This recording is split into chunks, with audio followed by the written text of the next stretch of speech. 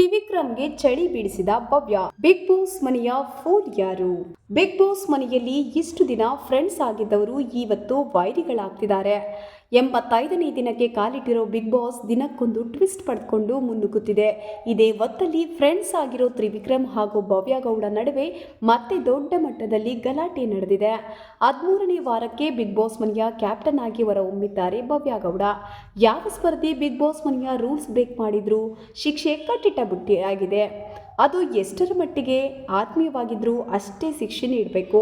ಇನ್ನು ನಿನ್ನೆಯ ಸಂಚಿಕೆಯಲ್ಲಿ ಬಿಗ್ ಬಾಸ್ ಮನೆಯ ಮುಖ್ಯ ನಿಯಮವನ್ನ ತ್ರಿವಿಕ್ರಮ್ ಅವರು ಬ್ರೇಕ್ ಮಾಡಿದ್ದಾರೆ. ಬಿಗ್ ಬಾಸ್ ಮನೆಯಲ್ಲಿ ಯಾವ ಸ್ಪರ್ಧಿಯೂ ಲೈಟ್ ಆಫ್ ಆಗುವ ಮುನ್ನ ಮಲಗುವಂತಿಲ್ಲ ಎಂಬ ನಿಯಮವಿದೆ.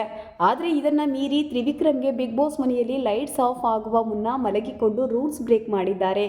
ಹೀಗಾಗಿ ಕ್ಯಾಪ್ಟನ್ ಭವ್ಯ ಗೌಡ ತ್ರಿವಿಕ್ರಮ್ಗೆ ಶಿಕ್ಷೆ ಕೊಟ್ಟಿದ್ದಾರೆ.